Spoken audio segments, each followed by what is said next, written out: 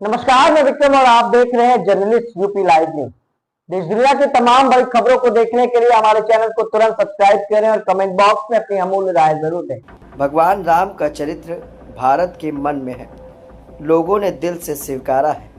आशुतोष राणा ने हमारे राम को मिली दर्शकों की प्रतिक्रिया पर सराहना की है। यहाँ पर आते हैं, आप परमात्मा श्री राम को मानते हैं तो श्री राम की भी मान लीजिए, तो आप देखेंगे कि जीवन में क्रांति आ जाएगी।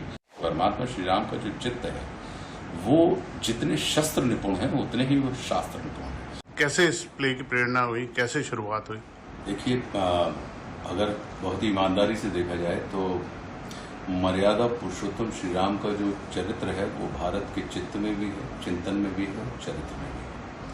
यदि मर्यादा पुरुषोत्तम राम की इस कथा को हम और आप अपने जीवन में मात्र सुनने का ही नहीं, अनुसरण करने का भी प्रयास करें तो हमारे जीवन की सारी व्यथा समाप्त हो जाएगी। तो ये एक इतना अद्भुत महाकाव्य है जो उस दैवीय चरित्र के ऊपर आधारित है। तो राम के संपर्क में आने वाले जितने भी लोग होते हैं, चाहे वो देवादिदेव महादेव के महाभक्त रावण ही क्यों ना हो, आप राम का संपर्क किसी भी भाव से अगर आपके जीवन में होता है तो आपको निशंक कर देता है, ऐसा मेरा मानना है। तो अपने प्यारे राम को रीझ भजो या खींच, खेत पड़े बढ़ जाते उल्टो सीधो बीज, ये वाली जो बात है तो वो इस कथा के माध्यम से, इस महानाट्य के माध्यम से, और ये हम सबके लिए बड़े आनंद का विषय है कि हमारे राम के पूरे देश भर में मात्र 14 महीने की अवधि में 261वां शो अभी हमने जयपुर में किया और तकरीबन भारतवर्ष के 15 राज्यों में हम इसका मंचन कर चुके हैं। और अब हम अगस्त के दूसरे हफ्ते में हम दुबई की यात्रा कर रहे हैं इस महानाट्य को लेकर। तो ये अपने आप में बहुत बड़ी अद्भुत अनुपम कृपा है गुरुदेव भगवान की हम सबके ऊपर कि हमारे द्वारा अभिनीत किया जाने वाला ये जो महानाट्य है उन लोगों के द्वारा हृदय से स्वीकार किया जा रहा है। और सिर्फ स्वीकार ही नहीं कर रहे हैं, वो दोबारा, तिबारा और चौथी बार भी देखने के लिए आते हैं।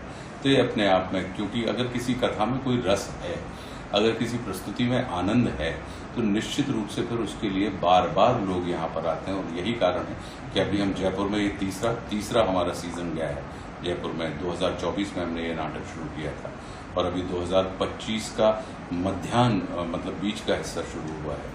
तो मुझे लगता है कि ये बड़ी अनुपम कृपा है और हम लोग सब इसका आनंद ले रहे हैं। कि क्या रावण ने लक्ष्मण को क्या सीख दी?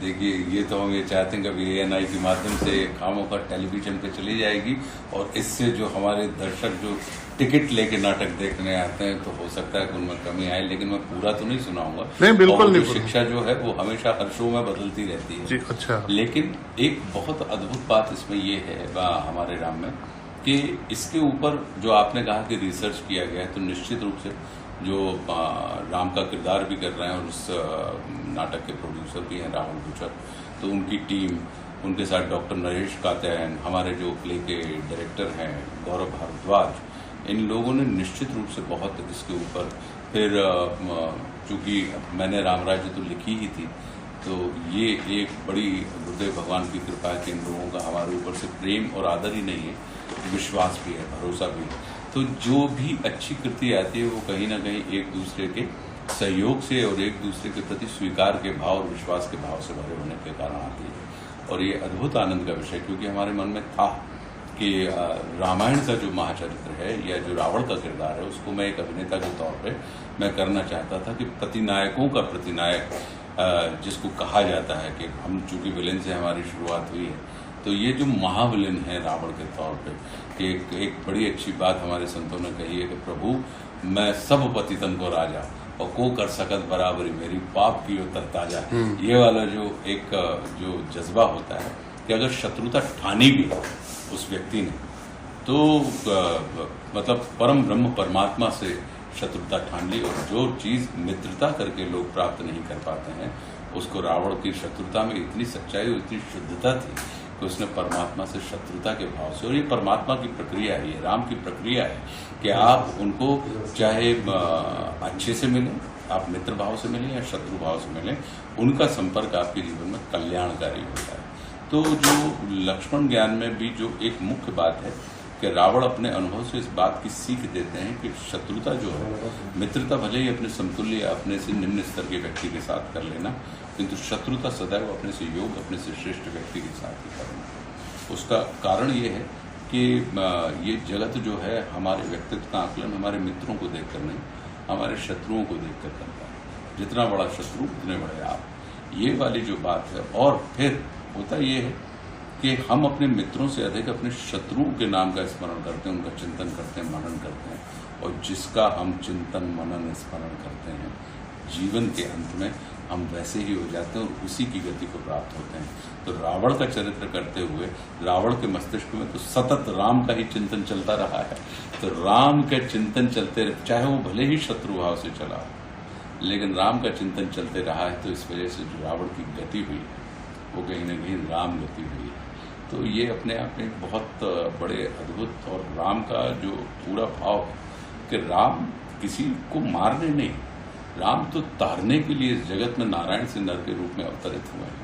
तो ये पूरा का पूरा जो कथानक है, और मेरा अपना ये मानना है कि हमारे पास भारत वो भूमि है कि जहाँ पे ऐसे जहाँ पे परम तत्व परमात्मा ने, परम ब्रह्म परमात्मा ने कहीं ना कहीं हमारे और आपके जीवन को उठाने के लिए, हमारे और आपके जीवन में नीति, नियम और मर्यादाओं की सृष्टि के लिए उन्होंने निराकार की बिरादरी से साकार की बिरादरी में आके नारायण के रूप में नर की लीला करते हुए कहीं ना कहीं हमारे और आपके बीच में आज भी वैचारिक रूप से वर्तमान है। क्या रावण का क्या संदेश है देश के लिए?